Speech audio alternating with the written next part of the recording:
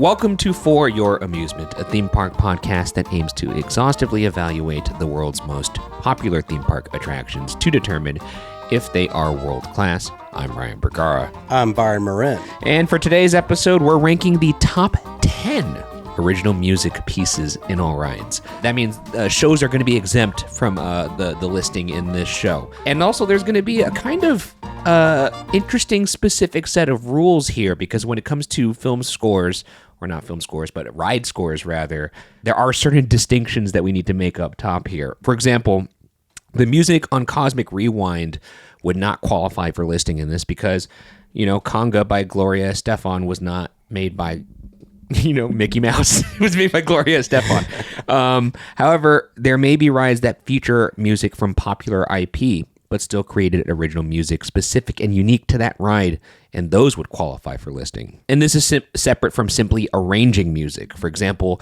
the ride Star Tours utilizes different snippets of John Williams' original score originally composed for Star Wars, and it was arranged for the ride by Richard Bellis.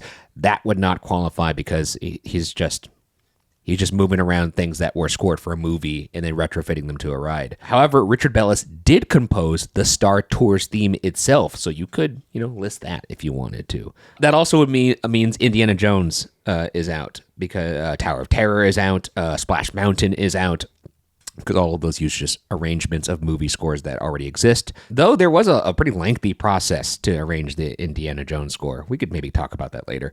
And lastly, defunct attractions are game. So a lot that's going into all of our lists. That's how we're composing our top 10 lists. We're talking original music made for that ride. And you may think that's pretty narrow, but I don't know about you. This was very hard for me to put this list together. I thought it was going to be easy. Extended to a top 10, yet still felt like I was kicking some out that I really didn't want to, so... Agreed. And as always, before we get into it here, please like and subscribe to keep us alive if you're watching the video version over at youtube.com/@FYApod.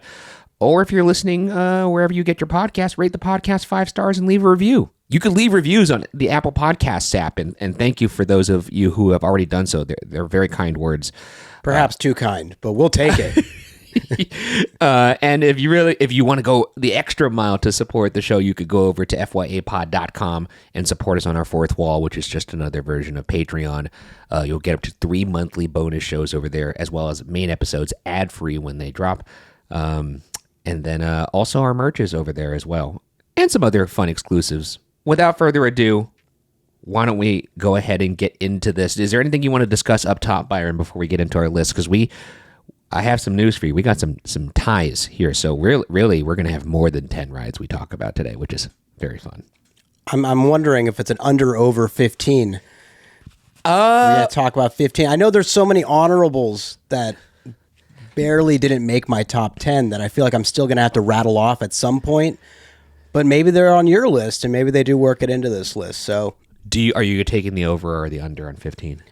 I'm going to assume that there's like a total of 14 rides in our top 10, because that makes sense. That will actually be listed. It's close. It's definitely under. But oh, thank goodness. Okay. But yeah, again, this was a brutal list to make. For my part, I guess the context I'm bringing into this, I love movie scores. I listen to them regularly throughout my normal life, like when I'm walking the dog or driving to work or anything like that. So film scores are also mixed into that rotation. I honestly see them as one and the same, which is why it is shocking to me that there are so many rides that do have original pieces of music, which is especially a lot of them are Disney. A lot of them are Disney. That's like true. I was trying to really rack my brain of, and I'm sure there's some more obscure parks that I don't know if you got a taste of that in Europe. Oh yeah, if there was some original scores in there. So absolutely. Sadly, those won't be on my list. I haven't experienced them myself. So. Yes, I think I have some of my honorable mentions, and I tried to not go too crazy on the parks that you haven't been, but yeah, there might be an honorable mention that talks about something that I wrote in Efteling, which was awesome. Let's go ahead and start the list. Oh, we didn't even establish how this list works. This list is an aggregate list, which means Byron and I's lists were combined into one monster child. And it's formed by a point system. So a ranking of 10 on our personal list is worth 1 point. A ranking of 9th is worth 2 points. And vice versa, all the way up to 1, which is worth 10 points. Then I added up all those scores and made this list. So basically, I only know the contents of this list. Byron does not know the contents of this list. I'm going to be revealing them to him live, as well as all of you guys. Of course, this means the list is also very vulnerable to what we call a muscle job, in which somebody lists something purposely higher on their personal list to give it points to get on the aggregate list. I was gonna ask. I can't imagine there's any crazy muscle jobs with this one, right? You can make an argument for one each for us. It wasn't like an egregious muscle job in that it's not super high on our personal list, but maybe a little higher than it should be. Okay.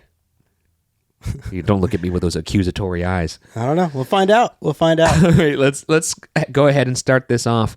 And right away, we got a tie for 10. Both of these rides came in with 1 point each. They were both number 10 on our personal list. We had 2 different number 10s, and it resulted in...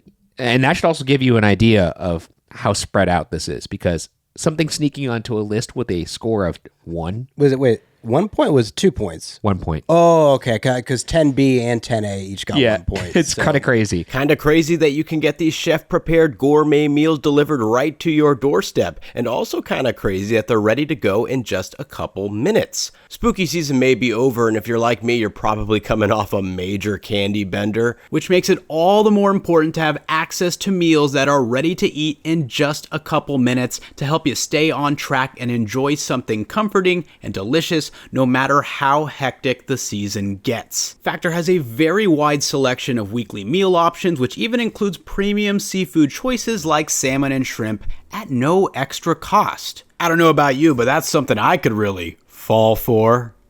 Thanks, I came up with that myself. And hey, why not go global with it? For the first time, try Asian-inspired meals with bold flavors influenced by China, Thailand, and more. For me personally, I'm getting really into Mediterranean foods, so those options have been extremely clutch, considering they are packed with protein and good-for-you fats. It's no wonder why 97% of customers say Factor helped them live a healthier life. Feel the difference, no matter your routine. Eat smart at factormeals.com/FYA50off and use code FYA50off to get 50% off your first box plus free breakfast for 1 year.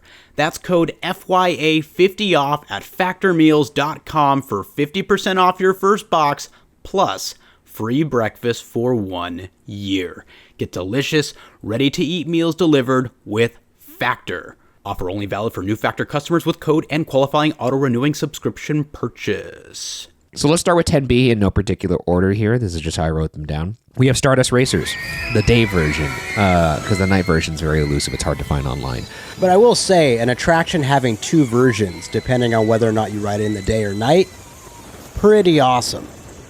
I would agree with that. So if we're just going off the attraction itself, having some of the best original music, I think it's really fair to have it on this list. I agree. Hold on. It doesn't hurt that it's a really fun roller coaster, but... That's true. I could make that a mission. Ooh, that's good. This is why I think we need to listen to them, because some of them I don't remember. Oh, no. Those main notes... Wait, hold on it, though. Well, unless you want... Do you think you're possibly going to use this? Potentially, if I could hear it in the... Yeah, I mean, this... is obviously a newer entry into the theme park landscape, and which makes it harder to put higher. I couldn't put it that high on this list. Now, allegedly, the night version of this score is a little different. It's very hard for me to find it though on YouTube. We've only experienced it one time in person as well, because we've only been able to get one night right on this bad boy. But why did you have this at 10? It's new. It's hard for me to put it higher. But it has all the right criteria to be a top music score for an attraction. First off, not many high-intense roller coasters have any sort of music to them. That's a rare thing. Yeah, that's true. Not even Velocicoaster has onboard music to it. Which is odd to me, given the fact that Velocicoaster has all of the John Williams score at its disposal. You would think that they would try and, I mean, just any of that Jurassic Park score, especially the horns in that Velocicoaster ride, could be crazy. But it didn't happen. It happened here. That's true. It did happen here. Slow burns are kind of difficult for guests at a theme park to enjoy a ride. I think even if you have this beautifully composed music, if there's nothing like distinct and memorable, like a little piece in that could get stuck in your head like a little earworm, it makes it harder to get on this list. Do you think you could hum this though without having just heard it? Once again, all you need is a little piece in that dun dun dun dun. That is iconic to Stardust Racers. Like when you think of Celestial Park in itself, I always think of those notes. They even used it in the marketing quite a bit, and they synchronized those parts to some of the biggest moments in the ride. That is true, and this was composed by IMA Scores. They do a lot of theme park. Oh, scores. Interesting. So it's like a company that they outsource to, and we'll try and go through all the composers or who actually composed these pieces of music in the future. I was trying to find out to see who actually composed this. And I will say, I think they really understood the assignment of kind of having it's like part like fantastical, part cosmic. It really works. It looks like the music for Stardust Racers was composed by Andreas and Kubler, but IMA Scores is I guess the name of the company, according to the internet. Of course, this is all according to Google AI, perhaps. No, not Google AI. I don't ever trust Google AI. It's always wrong. Which is funny when I see it on TV, and it's like, just ask Google, and I'm like, if you want the wrong answer, sure, you have a better shot asking Jeeves. Anyways, what do we got here for 10A? That's 10B. We have Stardust Racers. Congratulations. 10A is something that I definitely may have wedged in. I would say, yeah, you know what? I don't feel bad about this pick. I think it's a good fucking song. California Screamin', composed by Gary Hoey. So you're going defunct here. That score, let's just take a quick listen here. Oh, dude, it's so good. Dude, I wish we could just play this the whole podcast, like play the whole song and then just not be worried about copyright. Just be talking about other rides. Don't care. Just have it on a loop. I'll see if we could get away with that one. It's defunct after all. Oh, this is the Bunny Hills, right? Yep. It's so good. The ending is really good as it pulls. It winds it back down. And it pulls back into the load station. Then doo doo doo. Dude, look, it kicks so much ass. It's so good. 2001 California Adventure may not done a ton of things right. Yeah, but this was one of them. Now this was 10 on my list. So I mean, like I said, I had to make some tough cuts for things that did not make my top 10. This snuck on. I just couldn't not have it on there. This was one of my favorite scores on any ride for a long time. And like you were just saying, California Adventure did not do a lot of things right, which we already know. Early California Adventure, that is. But man, they really fucking nailed it with this one. And also another thing that I like about this score is it really plays incredibly well with the elements of the ride. Like you could hear, like even at the end, when the Bunny Hills are coming, when the loop happens, when you're on the lift hill building. Also, I really liked, and if you listen to this on Spotify, because this track is actually on Spotify, which is awesome, a high quality version of that, very rare, because there is like that album of all like the Disney ride songs. There's like an album of it on Spotify that's awesome. But one of the things that I do like about this score that's not in the actual Spotify version is when you're waiting for that first initial launch, it would have this lot of like kind of suspense loop where it would go boop boop boop boop boop. And you would just sit there, and sometimes if it was stalled, you would hear that loop for like a minute, and it actually was pretty intimidating after a while. Yeah. But that jingle when you come out of that station, it's like so good. I could immediately hear like Neil Patrick Harris coming. Get ready, screamers! No, Head dude. Forward, I forget that's him. The thing about he wasn't the original though. Oh, he wasn't. I think he came in a few years later, so he wasn't the original voice for the I guess the launch warning. But well, you want to talk about our Manchurian Candidate sleeper cell test? Jesus Christ. this is, I mean, hearing that ba-dum, is immediately like I am awake now. And also just the use of guitar. Yes. The use of electric guitar with the whimsy still behind it with like... Well, that jingle is like very, once again, they really hit what they're going for because it's supposed to be a kind of coastal, like carnival. An oceanside. An oceanside, yeah. Like you're kind of on the midway, but they bring in that guitar, so it gives it kind of that surfer dynamic. But the midway is very present in the beginning of the ride and at the end, because at the end it ends with like the do. Yeah, it winds. It kind of brings it back home, and it's like mixing midway with classic Disney whimsy. Also, I like that it has kind of like the surf rock thing, because like the original Space Mountain soundtrack, very surf rock. But I can listen to this song all day, and maybe my hot take is I don't know. I think it slaps a little harder than Incredicoaster, but I think it does slap harder than Incredicoaster. Yeah, and you could associate it more with the ride itself. Incredibles, even though they did some original licks, Michael Giacchino did work on Incredicoaster. Yeah. When you think of the music though from Incredicoaster, the main bits are from the films.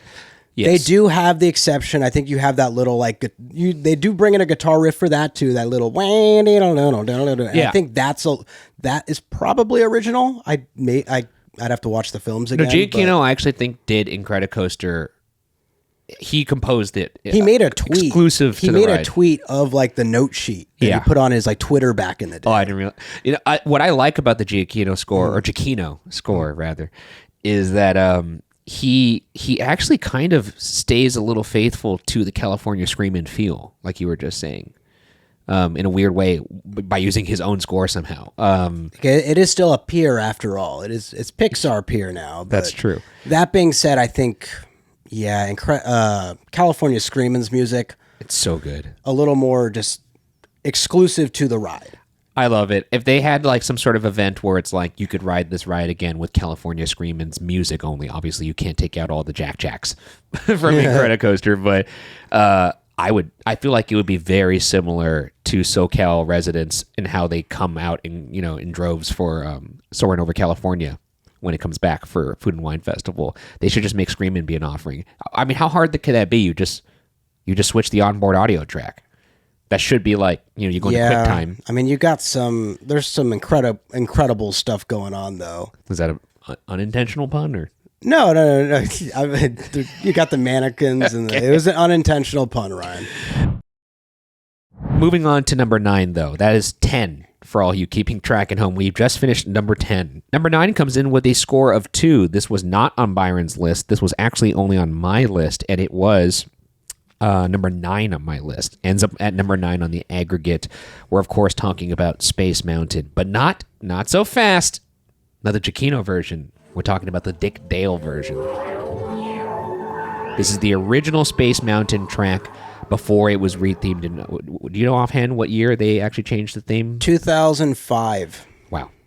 Right out of the holster there. Only because that was for the 50th anniversary. So it was closed for almost 2 years, because I remember painstakingly going through that. And I rushed to get the soft opening for this new version of Space Mountain. God, it's so good. If you actually look at the loading zone, that big set piece that like hangs overhead where you're loading, you could actually see a DL05. Oh, for the anniversary, yeah. And I could only imagine that that's Disneyland 2005. It has to be. Mm-hmm. But here's the Dick Dale version. Before I play this, do you have a great recollection of how this goes? Yeah, I do. Core memory was, first time riding Space Mountain and like how menacing that lift hill is. Dude, I was just gonna say it kind of starts off like where it almost has like a haunting sort of vibe to it. It's kind of like it could even work. Like if they did it for Ghost Galaxy, it would probably play okay until you hit the surf licks. But that but when you go up the hill, it's like it's like a horror film. It's got like a ghostly feel. It's also had the soccer, big red soccer ball in the middle of the the big orange. It's goofy too because it has that little like ding ding ding. but it is kind of scary. It plays into the fear factor much more. But without further ado, let's listen to a little bit of this.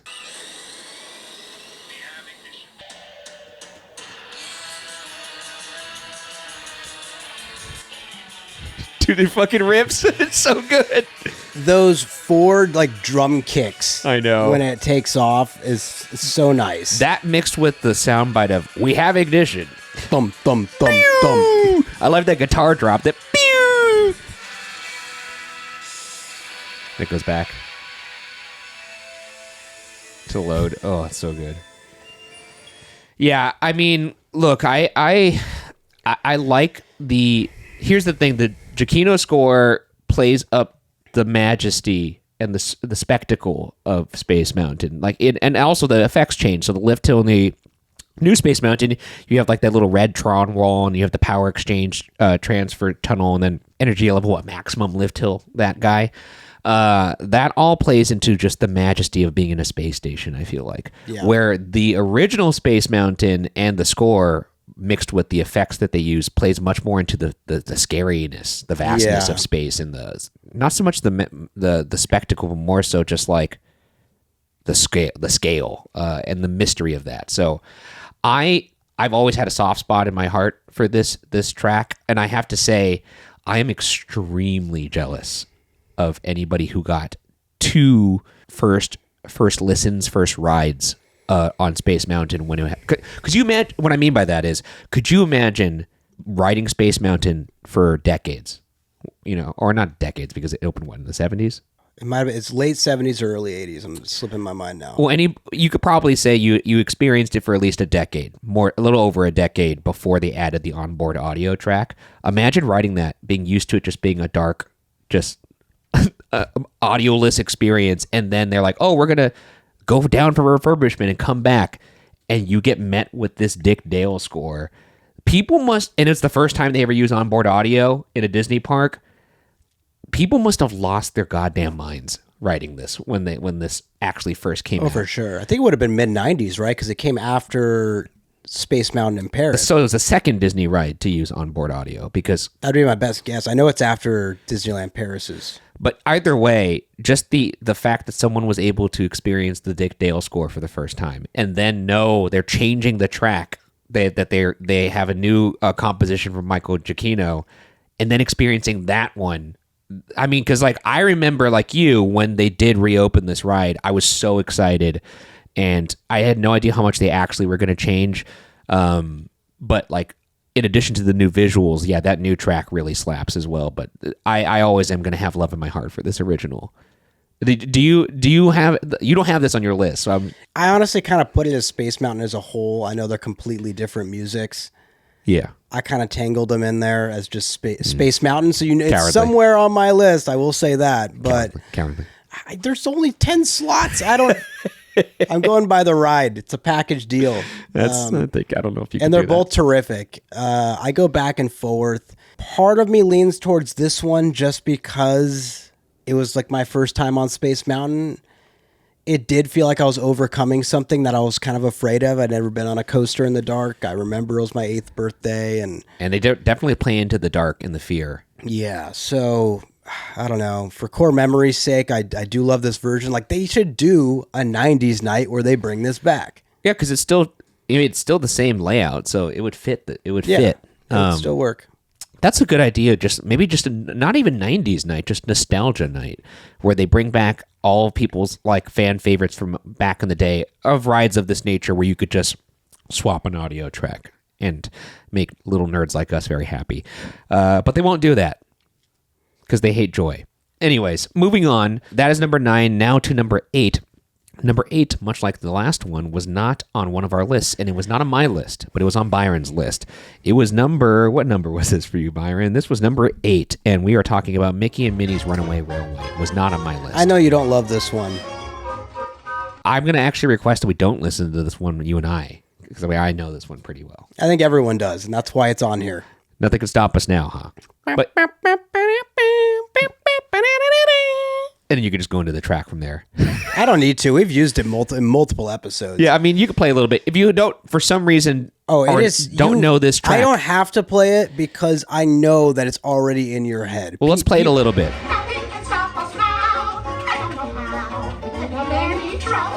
There you go. If it wasn't in your head, it's just certainly in your head now. Yes. Everyone that's been on this ride, all it takes is one ride to have this stuck in your head the whole day. I find it grating.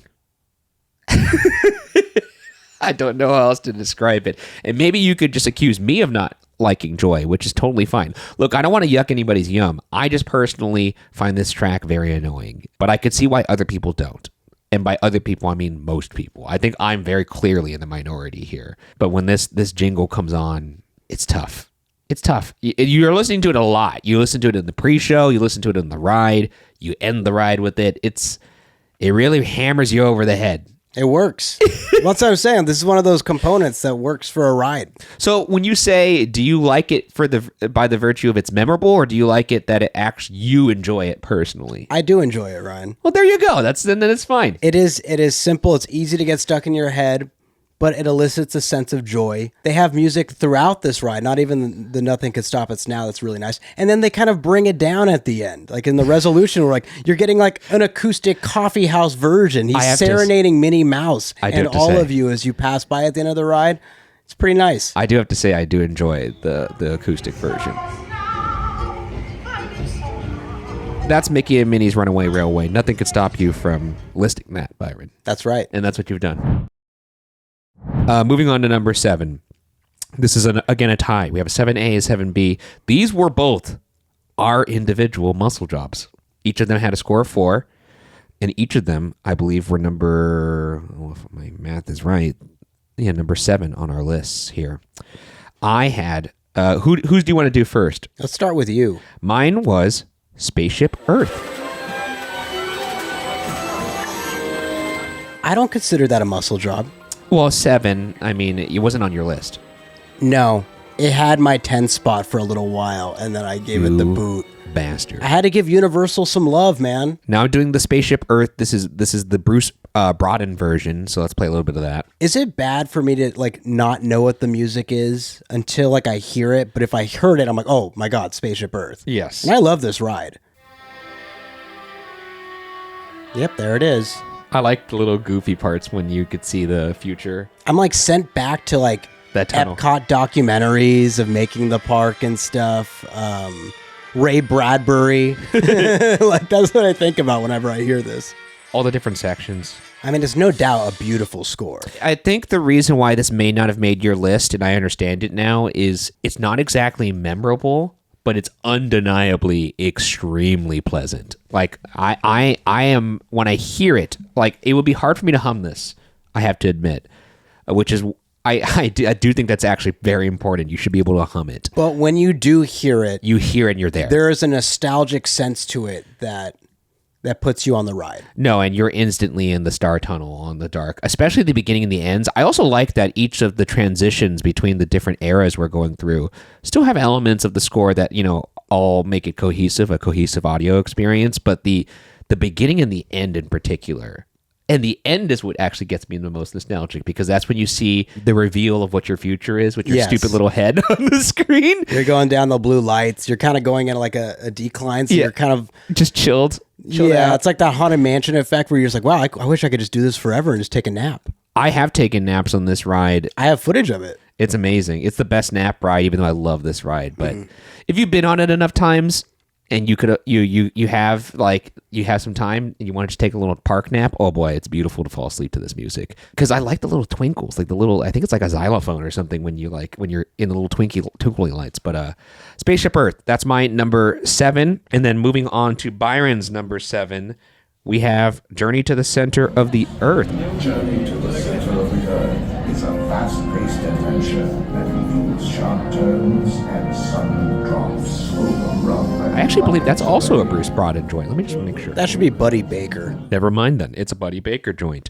I think it's Buddy Baker. Let me quickly pull this up because I actually don't know this that well. I've only been on this ride one time.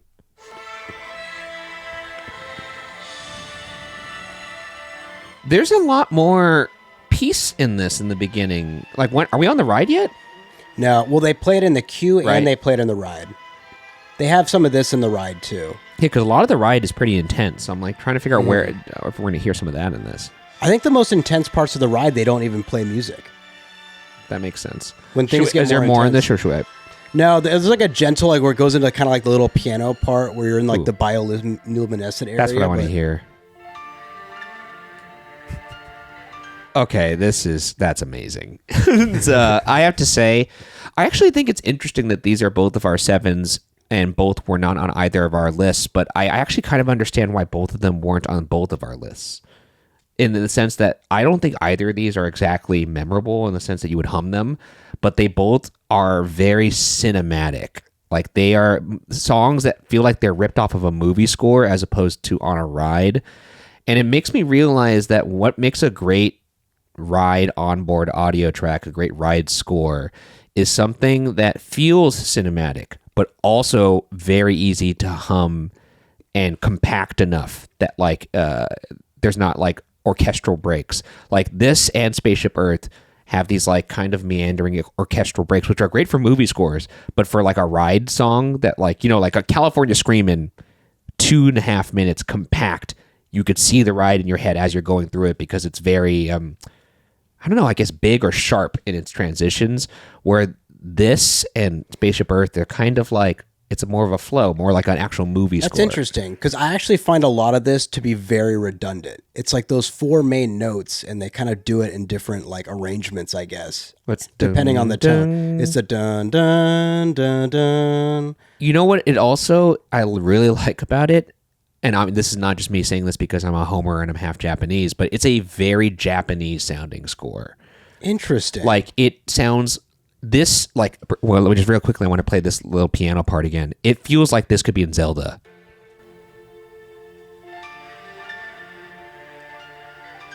That is like straight from Zelda almost. Like, and I have to imagine, and it's funny that it's composed by a guy named Buddy Baker. Who's done a lot of Disney tracks. I know. I'm just saying, like, but then his name, like, he's not a Japanese person, but he knows how to play to Japanese sensibilities, and you could see the learnings that Disney and Buddy and all the people who are actually involved in this kind of process took from something like Disneyland Paris, where they didn't lean into the culture that much, didn't serve wine on Main Street, things like that. You could tell from the very start they understood, because it's not, you know, it was a co-production between them and the, you know, Oriental Company, Oriental Land Company. Yeah, I almost always want to say Oriental Trading Company, but that's the magazines that I got knickknacks from. But Oriental Land Company, it makes sense that it would have a very Japanese feel. Japanese scores, a lot of them have that little twinkly piano in them from my, you know, watchings of anime and whatnot. But it's a great pick. I commend you. Moving on to now, we're no longer in Thailand until a certain point. We only have one more Thai. I won't say where it is. But smooth sailing from here. Number 6 with a score of 7. Another newcomer. This was number... What is this on my list? This was number 6 on my list, and it was number 9 on Byron's list. But on the aggregate, it's number 6. It is Monsters Unchained. Sounds pretty fair. Composed by a little guy named Danny Elfman. You may have heard of him. Yes. If you don't know who that is, famous for composing Nightmare Before Christmas, a Batman. These are just off the top of my head, honestly. MIB, the Men in Black, the ding, ding, ding, ding, ding, ding. And then also Spider-Man. Like Tobey Maguire? That's, Holy shit. That's Danny Elfman. Pretty good. He's also but he does this. He did all the music for Dark Universe, and he did the music for Monsters Unchained, and it kicks major ass. And I'm very excited to listen to this one. So let's take a listen.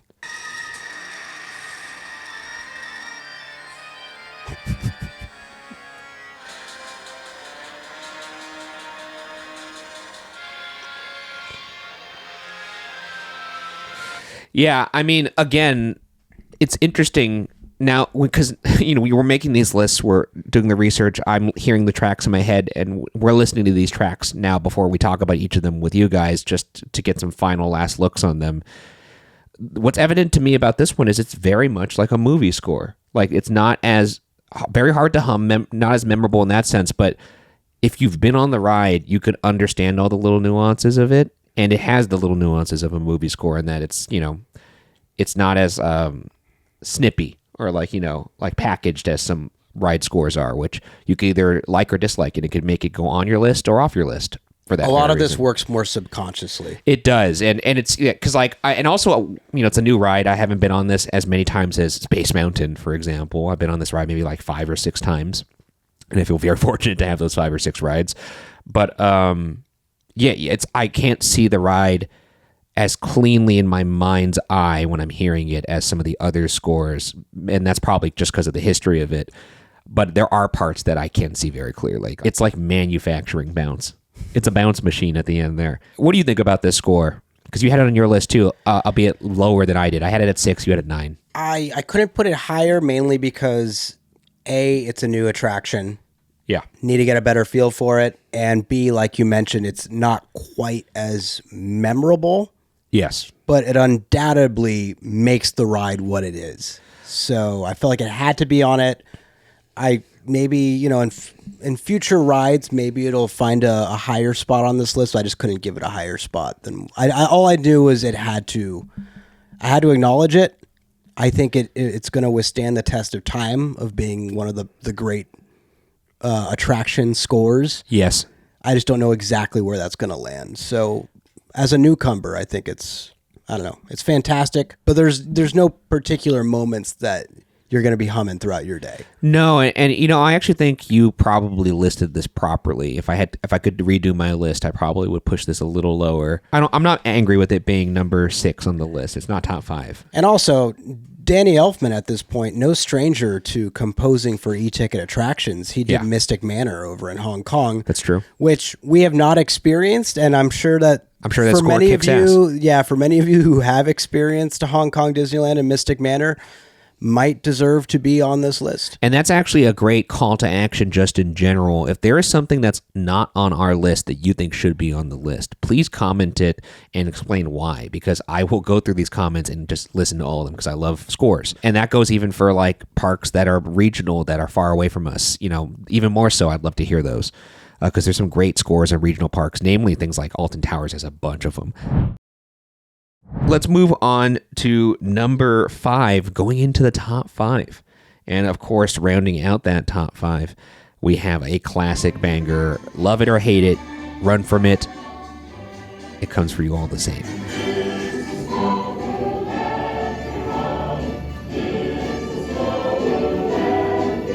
We're talking about It's a Small World. I knew it.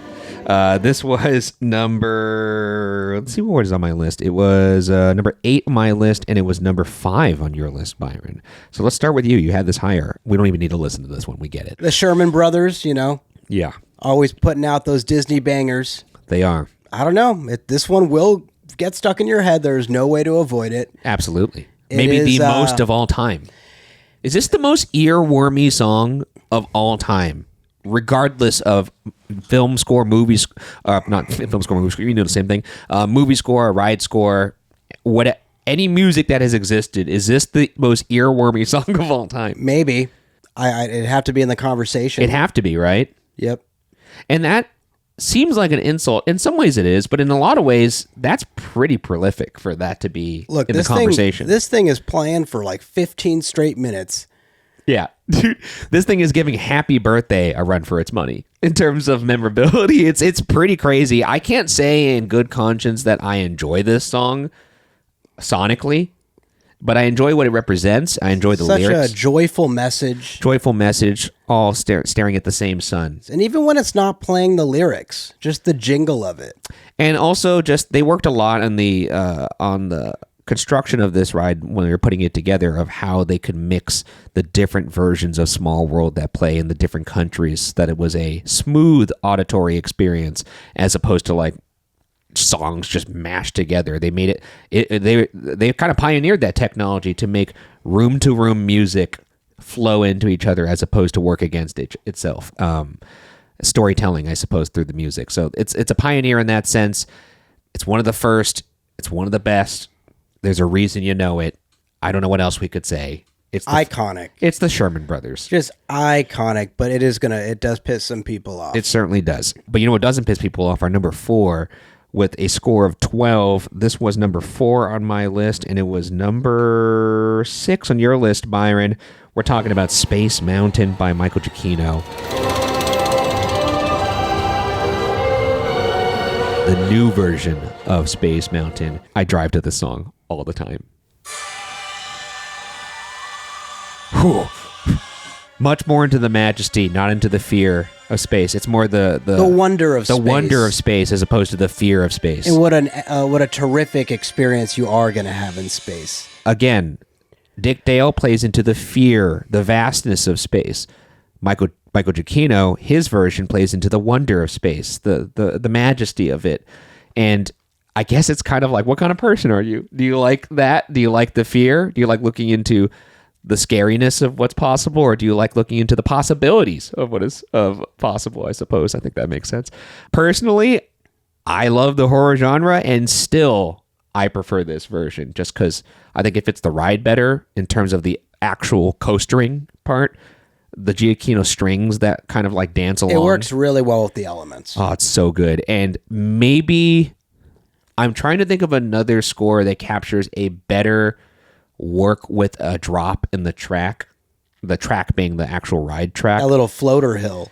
The floater, there's a drum roll that goes, and then we could play that little part right there when you have a drop in the ride.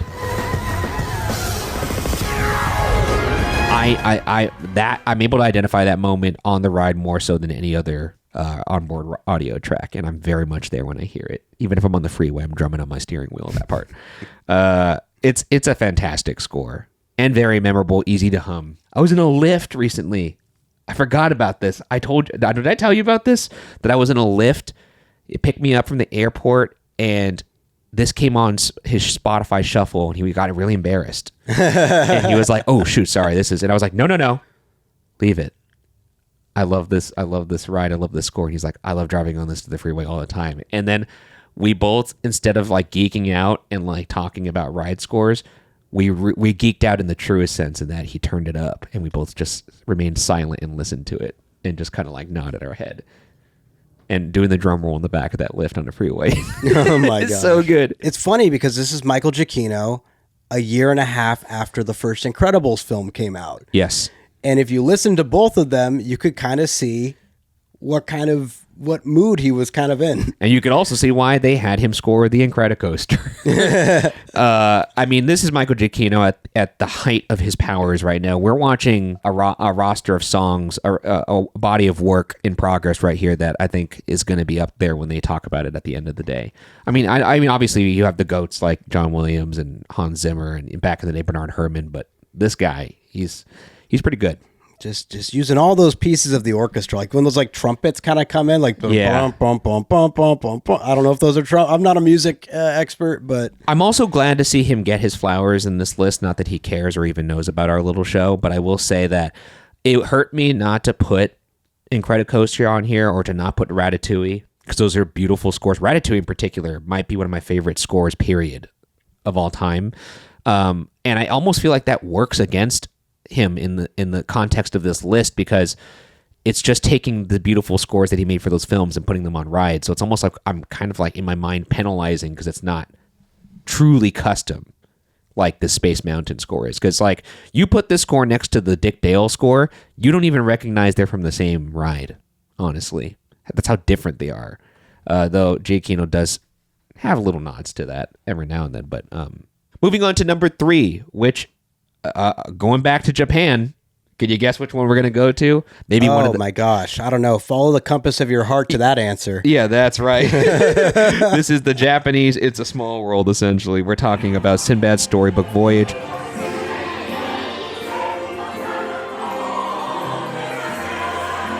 Compass of Your Heart is the title of the track. The composer, Alan Menken, you may know him from his most prolific work, probably the Aladdin soundtrack. I believe Little Mermaid. Little Mermaid. He was Renaissance gold, right? Yeah, that guy is very good. But Follow the Compass of Your Heart. There is actually a YouTube performance of this song that he performs to a Japanese audience that's amazing. It's actually the first time he ever played the song in front of an audience was in Japan, and it's fantastic. And he sings it too while playing the piano. Talented guy. But let's hear a little bit of Follow the Compass of Your Heart, or we can have Byron sing it again. No. Okay, well, I mean, I think you could sing it a little bit. There's some, it's a beautiful score, beautiful song. Funny enough, Buddy Baker composed the original music for this attraction. Yes. And obviously it was a little too dark. They had to change, they gave the whole ride an overhaul for what the attraction is that you're experiencing today. It leaves you, it just puts this wind in your sails, and you just walk off this attraction with just so much more optimism. Following the Compass of Your Heart. Yeah. Let's hear a little bit.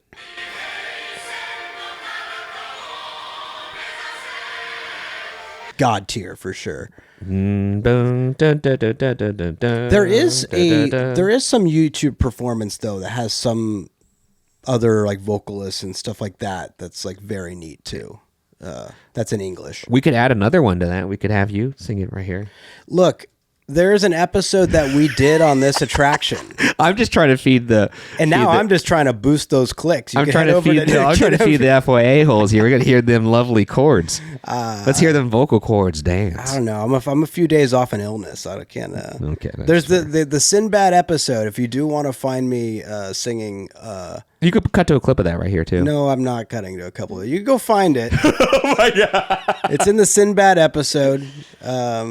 That's fair. And that's where it is. It's a beautiful song. We're leaving it in a little time capsule for you. There's a comment on one of the scores of this on YouTube that says Danny sent me. So I'm assuming Danny Elfman must have shouted out this song. I mean, it's a masterpiece. Really? And there's a reason why it's number 3 in our list. Moving on to the number 2 in our aggregate list. I mean, I think you all were maybe expecting this to be somewhere in the top 3. And we're, of course, talking about Soarin'. By Jerry Goldsmith. And Soaring Over California, the original, is what we both listed. You're just busting through those clouds. Dude, I just, speaking of just like notes that could immediately put you on a ride, a sleeper cell effect, if you will, the opening note that just like... that even just gets me.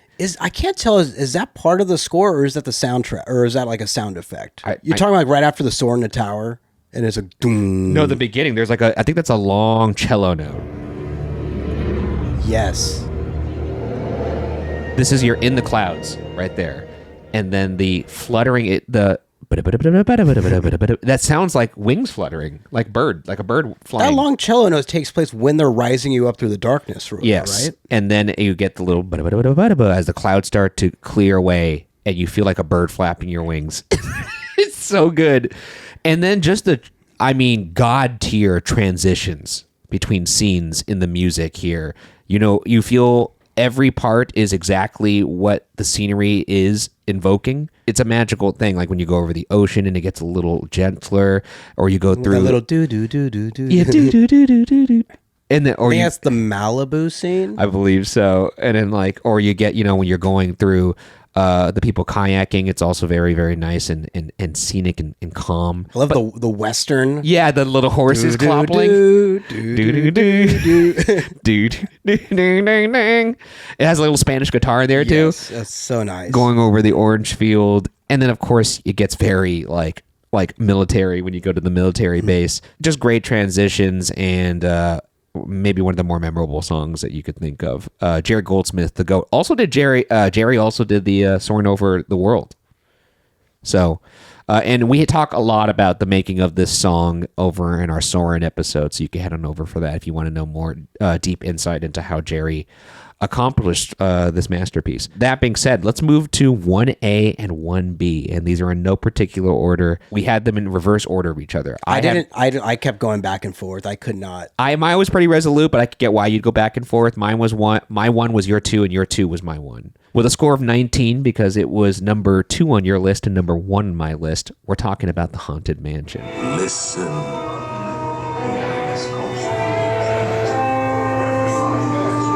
Scored by Buddy Baker and X Atencio, Xavier Atencio. Atencio adding the lyrics. Okay. Baker with the music. Yeah. Grim Grinning Ghosts. You hear one note from it on an organ and you got it. You know what's coming. What, maybe one? Do you need two notes, If Steven? I hear the first note on an organ, I had a Halloween party recently, and I played this at the Halloween party to great effect. People loved this song, and everyone knows the words. true. I don't know how much more you could really explain about this song. Let's play a little bit of it just for fun.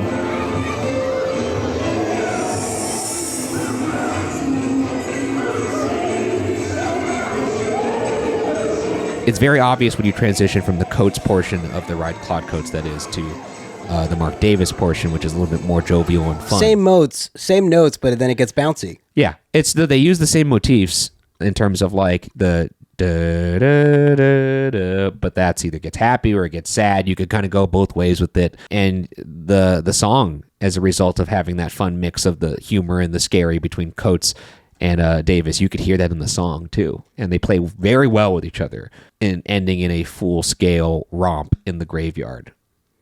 There's a reason this is a classic. I have it number one, obviously. You guys know my sensibilities. My other job is a ghost hunter show.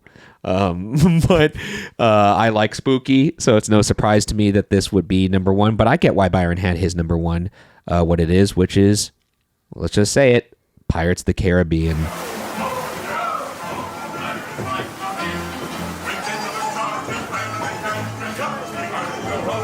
Yo-Ho, A Pirate's Life for Me, composed by George Burns and Ex Atencio.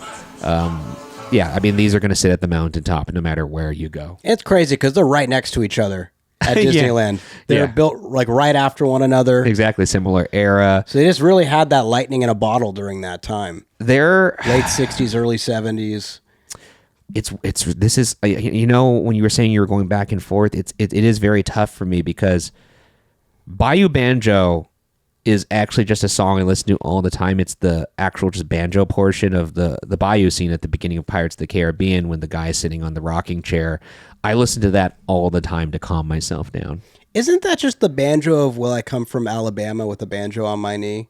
Is it? Dang, dang, dang, dang, dang, dang, dang, dang, dang. A banjo Maybe. on my... that's what... You're probably right. I have no idea. But that I love a lot. And then obviously the parts that are original to the ride, I can't think of any other track that sounds more pirate-like than that. It is so... it established the sound of what a pirate would sound like. And of course, like then Pirates of the Caribbean, Curse of the Black Pearl comes out. Hans Zimmer comes in and also lets us know what a pirate would sound like. The Jack Sparrow track sounds very much like what Jack Sparrow looks like when he's walking around. And similar to that, I think this ride very much captures what it feels like to be around pirates. I don't know how else to explain it. They've done it. It is what it is. It is pirates, and all the little like bridges and transitions in this orchestration are incredible. In particular, I love the dark tunnel before you get to the big when you actually see alive pirates. And if you're like familiar with lore, are you familiar with the idea that we are going? The idea that the story of the ride is we're at the bayou, where with the guy in the rocking chair, he's reminiscing on his old days being a pirate. And you go back to the days of the pirates, but it shows the wave of like after they're all wiped out. Exactly. And then it takes you back further to when they're alive. And the tunnel is like going into like the further into the dream. But the music adheres to that because when you're going through just all those caverns and it's just empty and it's kind of playing this little like cheeky like what goes teasing you.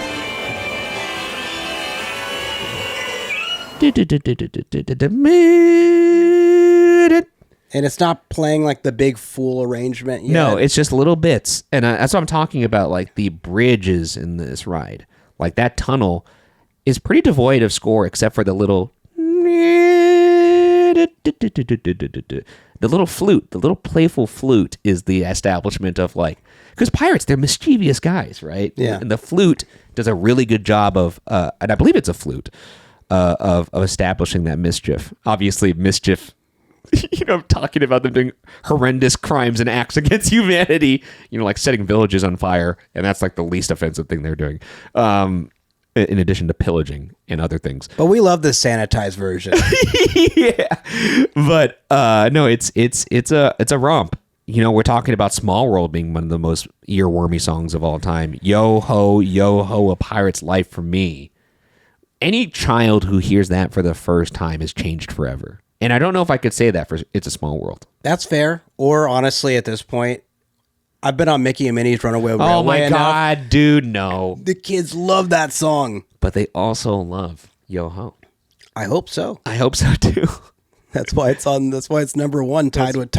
I think it's a tie with Haunted Mansion. I really couldn't. I could go either way, but which one do you think bangs harder? Oh gosh. Like in terms of like when it's in its full swing and they're in full party mode. Like Grim Grinning Ghost when it gets really going, when it gets to the swing and wake part versus when you're in the On Fire Village and Pirates when they're fully singing the theme. Well, they kind of have a very similar format in that regard. Yeah. Or when they bring it out towards the end, you actually have lyrics being sung, like yes. Grim Grinning Ghost, and then you have the pirates singing with the actual. Yes, and it's very obvious they're singing. Like you actually see characters singing. Pirates, the animatronics are singing. In the graveyard scene, you see the singing bus of all the statues. So I think it's just whatever the preference is to the genre, because I think they were executed wonderfully. Just honestly, the same level of. I think it just depends on what genre you're feeling, because I go back and forth. It just kind of just depends on what mood I am in during that particular day. Like I don't know, they just really found it during this era, and I don't know if it'll ever. Yeah, I don't think it'll ever happen again. They nailed the theme. You're never going to get stuff like this again, because every new ride coming out that has a big budget that's done by Disney or Universal is going to have music that is from whatever that big IP is, and then maybe they might do somewhat different arrangements. But here's an interesting point, and this is actually a point in favor of Pirates being number one, even though I listed it at number two.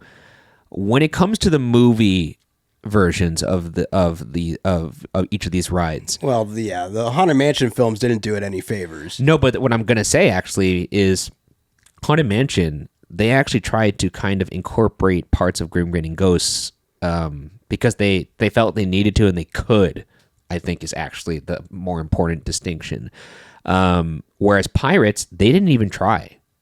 And it's maybe I think it's because they felt like they couldn't. Like it would be too much. And it would also it's like, why would you try and... Yeah. Elizabeth Swann as a kid is singing it in the opening shot. She is, but the main score has no elements of it at all. No. It's a completely fresh take. Whereas... Which is funny because then they actually use that in the ride now.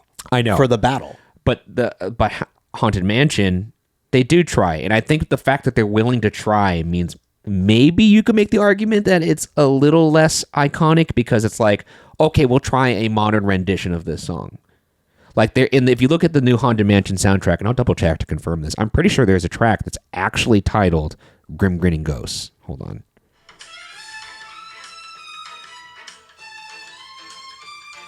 You see what I'm saying? They took a stab at it.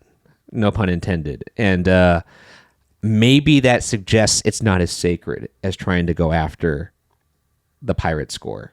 Like trying to recreate and like remix it, is a better word than recreate.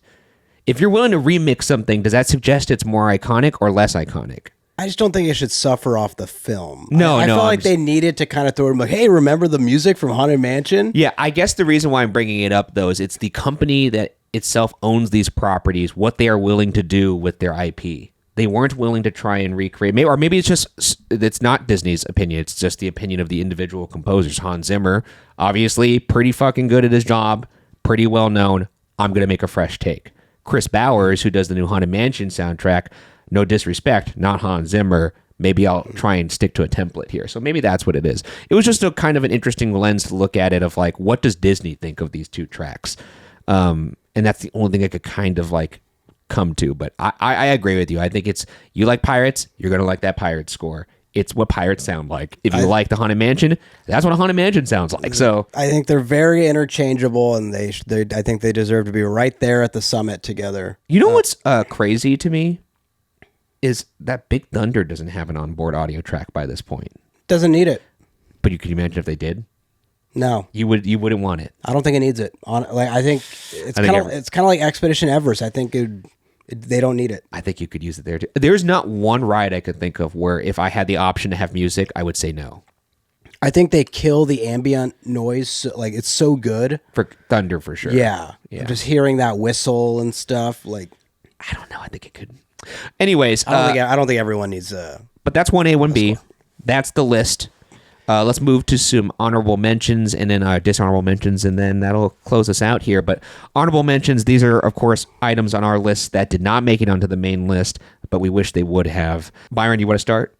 Absolutely. So this is, I guess you could say this is technically a ride, although many could just consider it a show. It was hard to put on as a ride, so it just didn't make it for me. But Carousel of Progress, Great Big Beautiful Tomorrow. Many people are probably going to argue that One Little Spark, Journey to Imagination, should get in there. Oh, yeah. Carousel of Progress also went Big Beautiful Tomorrow. That's a pretty glaring omission, to be honest. Yeah, but it's also, I mean, it's technically a ride, but Yeah. it can easily play as a show. If I'm going to go a little more regional, I'm going to give a couple shout outs to a couple of the Dollywood roller coasters. You got Mystery Mine, which has some great, it's not on the ride, but it plays out in the queue, and when you're walking by it, it's for a Mystery Mine. Big Bear Mountain, one of their recent coasters, has onboard audio and music throughout it. Honestly, really gets me excited for what they're doing next with that Night Flight attraction that's coming out next year. Ooh. So, and then I had Incredicoaster on here, but you know. Yeah, I did too. Then I'll give a couple final shout outs. Incredible Hulk Coaster. Good score. Good score by Fallout Boy's Patrick Stump. Oh, nice. I think Stump's his last name. I don't know. Bump, bump, bump, bump, bump, bump, bump. Yeah, it's so good. So that's pretty good. Really, really nails the whole superhero island vibe comic book. Last one here. I'll just give a little shout out at Test Track 3.0. You didn't have to do much to surpass Test Track 2.0. But you did it. And once again, I've only been on it a couple times. It's new to me. But I haven't been on it, so I'm excited. All I know is that it is 100% an improvement of the previous version. The sim track. So it didn't take much, but I'll give it a shout out for the music alone, among other things, really improving that ride. Some quick honorable mentions. We have so many for this because, like we said, this was excruciating to cut some of these out. But Haunted Mansion Holiday, I think, deserves a shout out. It's a very fresh take on a very classic score that works for the holiday. Also does the little na-na-na-na-nas in the stretching room. Na-na-na-na-na-na. Pretty good. And then we have Space Mountain de la Terra a la Lune. Gosh. It's a great score and the granddaddy of it all, really. E.T. Adventure deserves to be shouted out because John Williams did compose music specific for that ride. Obviously, they used the great score, which is the best part of the ride, the iconic score from the film. But then there's also some of the goofy music they have in the Green Planet, which I really enjoy. Back to the Future uses a custom score made by Alan Silvestri. That's an amazing. It's almost like, I don't know. That one's tough because it very much is Back to the Future, so it's almost getting penalized for that, in that it's not custom, but it's the same composer composing new music from the same ideas he made in a film. So it's tough for me. Incredicoaster is here as well.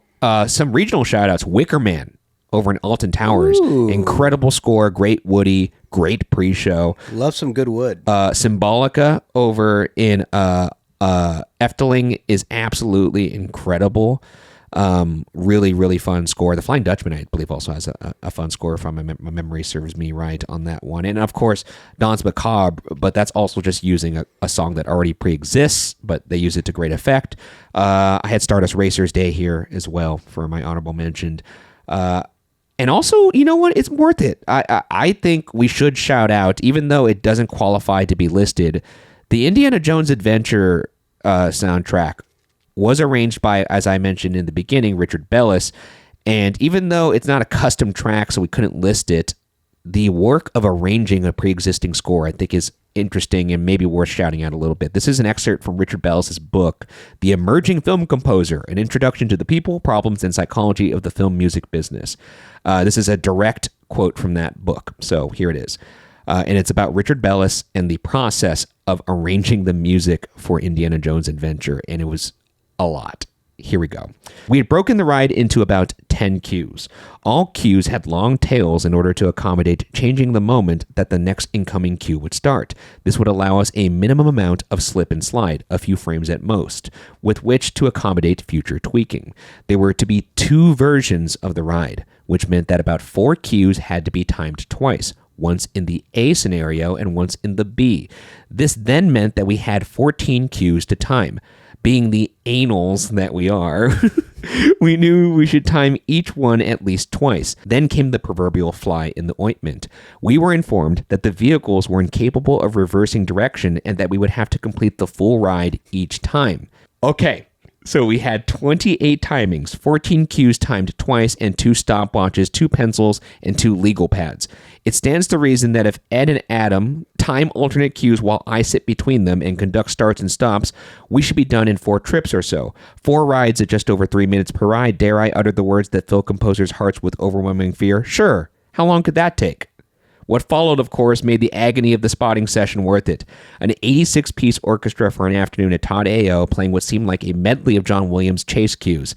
I think that at the end of the 4-hour session, the string players felt much like we did after the spotting session. While working for Walt Disney Imagineering is always mentally and technically challenging, it is the physical demands put on me as a composer that make me a regular at the gym. The rigors of writing music for the Tower of Terror, Alien Encounter, Star Tours, and Indiana Jones Adventure makes one remember with tranquil affection the Hall of Presidents. Basically, this guy had to ride Indiana Jones Adventure almost 30 times in one night to time the arrangements that he was writing out, and the only way you could time it was by getting on the ride. So at least at that time. So just a little insight into how much work it goes into actually arranging something, even though it uses pre-existing music. I thought that was interesting. But let's move to our dishonorable mentions very quickly. Byron, what is yours? I'm going to go with Revenge of the Mummy. Really? Yeah, I am. More specifically, the Hollywood version. Okay. Because I've been on this ride so many times, and honestly, I know it has music. It's the Mummy theme. The Mummy theme is so iconic. Yeah, and they busted playing out like after you're like sitting after that awkward like turntable when you're on that weird lazy Susan. That's the only time. That's the only time you hear that music in the ride is when you're going back into the station. That's fine. That's true. So I think the placement of it is pretty rough, specifically for the Hollywood version. Do you know what my dishonorable mention is? I would go with Mickey and Minnie's Runaway Railway. You nailed it. Yeah. Nothing could stop us Very, now. very unpredictable. Except me. You're pathetically predictable. I am pathetically predictable. And you know what? Again, I will take the heat in the comments. I know people adore this theme. I do not. And you know, I just don't like it. I hate that I can't really put my finger on what I don't like about it, but it just doesn't bring me joy. It annoys me. And I like whimsy. I love Disneyland, for Christ's sake. It's one of my favorite places. This is like your Small World, sorry. It is like my Small World. For some people, yeah. Yeah, I don't... Small World doesn't annoy me for whatever reason. Maybe because I grew up with it. And if I'd grown up with this and I was a kid, I probably would love this song. It'd be a bop. But at the same time, I wasn't a kid when I first got introduced to this song. I was a grown adult. And I love this ride. One of my favorite rides in all of parks. This song, I suffer through it. I like it despite the song.